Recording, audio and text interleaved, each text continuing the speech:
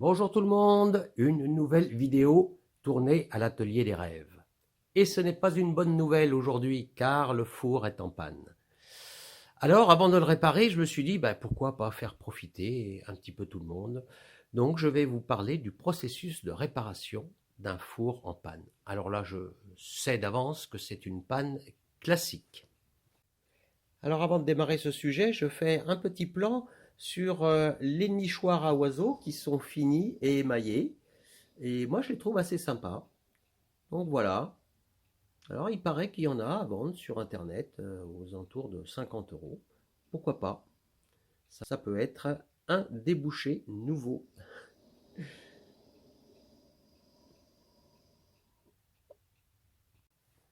J'ai avant quelques remerciements à faire. Des remerciements pour les personnes un petit peu silencieuses, celles qui me contactent de temps en temps, celles qui se sont bien sûr inscrites à des stages, merci beaucoup, et puis quelques personnes aussi qui ont commandé les petits outils que j'avais fait dans une vidéo. Mais attention, ces petits outils sont relativement chers puisqu'ils sont faits à la main, en buis. Il faut à peu près entre 2 et 3 heures pour les réaliser. Et écoutez, sachez simplement qu'il y a un tarif quand même qui est à peu près celui d'une nounou en garde d'enfant à l'heure. Voilà, j'avais ça à signaler avant. On va revenir au problème de ce four. Qu'est-ce qui se passe quand un four commence à avoir des problèmes? Eh bien, écoutez, la première des pannes, c'est généralement, il met trop longtemps à chauffer ou pas du tout. Donc, dans mon cas, ils ont 12 heures, elle n'était toujours pas montée en température, donc là, c'était pas la peine d'insister. Vous coupez tout et on commence ensuite la recherche de panne. Alors, généralement, dans les fours, il y a 3 circuits, que ce soit en monophasé ou en triphasé. Vous remettez le four en marche dans un programme, peu importe lequel, du moment que ça fasse chauffer les résistances, et vous le remettez en marche environ 3 minutes. Au bout de ces 3 minutes, vous coupez le four et vous coupez aussi l'alimentation générale du courant du four. Ensuite, vous ouvrez le four, vous prenez une éponge humide et vous la posez délicatement sur les résistances. Si vous entendez un petit bruit, c'est qu'elles sont chaudes. Alors dans mon cas, c'est le groupe de résistance verticale gauche. Ça ne chauffe absolument plus. L'étape suivante, la voici. Alors sur la partie arrière, on voit des fils blancs qui rentrent dans le four par l'intermédiaire d'une connexion. Il y a 3 circuits, 2 fils, 2 x 3, 6 connexions. Là, ce sont les 2 connexions du fond qui nous intéressent. Pour continuer la recherche de panne, vous devez posséder ce petit appareil. C'est un ohmmètre. Vous le mettez sur la position ohm. Et quand on touche les 2 extrémités, on entend un petit bruit. Ça veut dire qu'il y a une continuité. Le courant peut passer. Par exemple, si je teste entre cette partie-là et cette partie, j'entends une continuité. La résistance n'est donc pas coupée entre ces 2 bouts-là. Alors, on se met au plus loin à l'entrée d'une résistance et on commence à regarder. Ça marche, ça marche, ça marche, ça marche,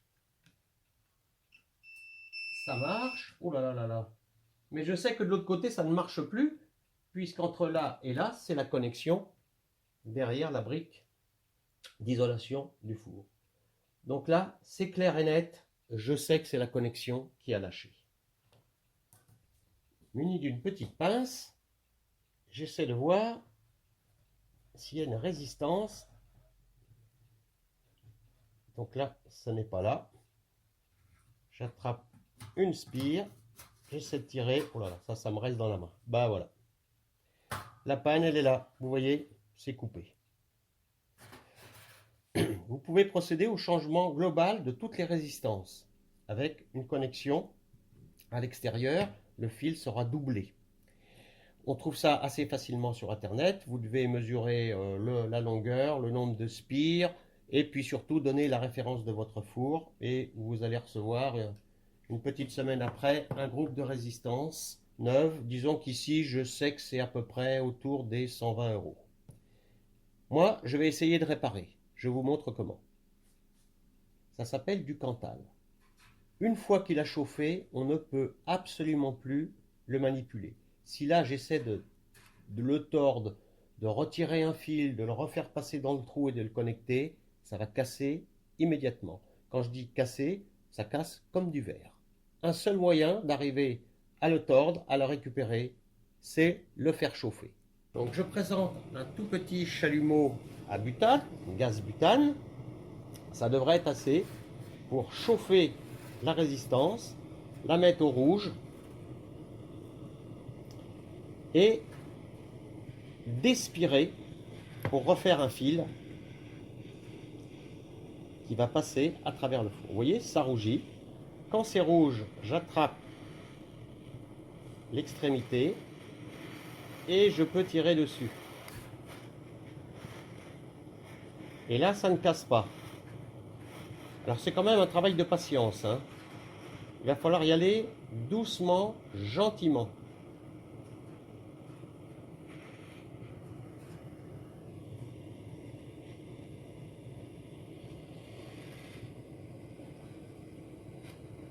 Le but, c'est de refaire quelque chose de droit. Alors voilà, j'ai défait les spires sur une longueur à peu près de 12 cm. J'ai enlevé l'ancienne connexion qui était cassée. Et vous voyez, ici à ici, le fil a été doublé. Et ça, c'est quelque chose qu'il faut impérativement reproduire. Il faut qu'on ait moins de résistance à cet endroit-là pour pas que ça chauffe à la connexion. Donc, il va falloir faire cette spire, et je vous le dis tout de suite, c'est là que se trouve la grande difficulté et la problématique.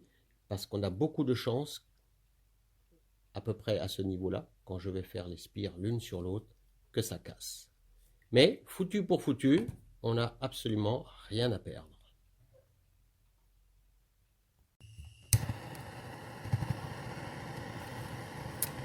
Alors, je choisis de prendre le point milieu de la spire, de chauffer. Dans un premier temps, je vais essayer de le courber l'un sur l'autre à 180 degrés.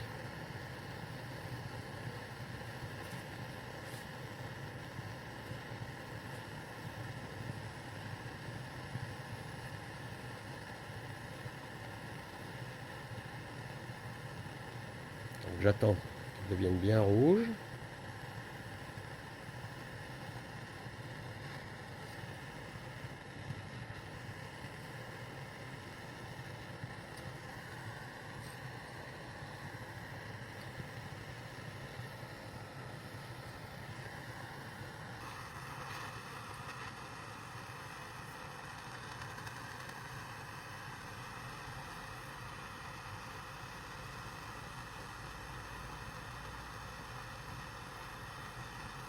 Voilà. Et maintenant, on va essayer de faire les spires.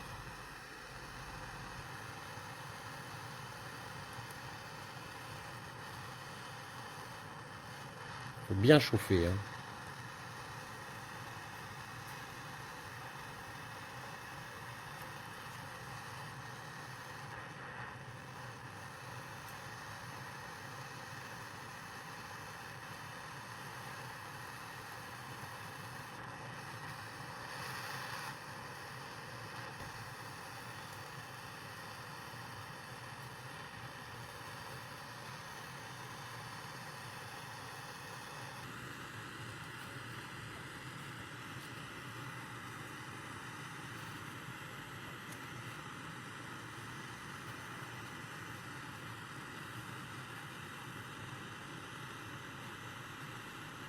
J'obtiens ma spire, vous voyez, en chauffant bien en rouge, on tord doucement et ça ne casse pas. Je vais couper ici le bout le plus long et puis je vais faire passer l'extrémité derrière. Maintenant, il ne me reste plus qu'à présenter la résistance, la remettre dans son logement et faire passer l'extrémité à l'autre bout. Je m'assure qu'elle est bien dans la gorge. Sur l'ancienne extrémité, il y a une forme particulière ici. Il va falloir reproduire cette forme à l'identique. C'est ce qui permet, quand les résistances chauffent, elles se dilatent, ça bouge, et bien ce petit crochet empêche la résistance de tirer ici sur le domino qu'il va y avoir derrière. Je ne filme pas cette opération car je n'ai vraiment pas la place par rapport au mur, mais je vais simplement chauffer au rouge et faire un premier angle à 90 suivi d'un deuxième dans l'autre sens. Il ne reste plus qu'à refaire le test inverse, tout est connecté, le courant remis. Je remets en marche dans un programme assez basique.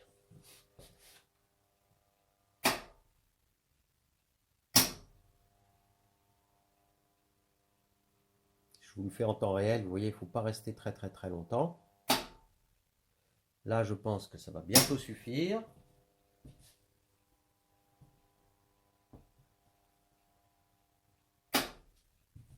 Je coupe le courant complètement.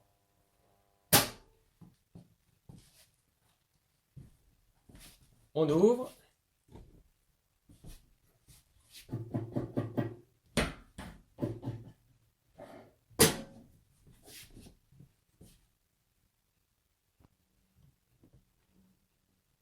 Et avec ma petite éponge, je vérifie.